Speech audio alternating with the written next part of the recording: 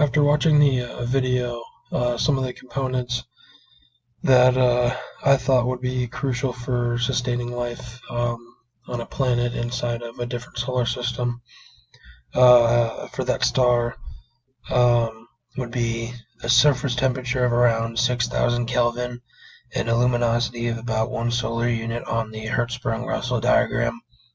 I based these off of where our sun lies on the Hertzsprung Russell diagram, and it lies around 6,000 Kelvin for surface temperature and about 1 solar unit for luminosity.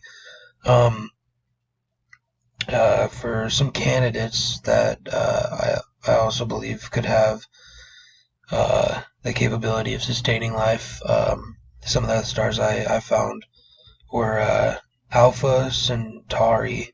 It's about 4.5 light years away, and it's also the closest star / planetary system to our sun.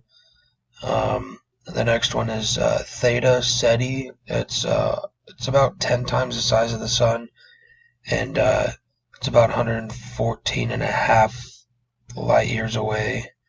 I based these off of how close they were to where our sun lied on the diagram, and just based on the fact that our sun can sustain life, so stars around our sun, like Alpha Centauri and Theta Ceti,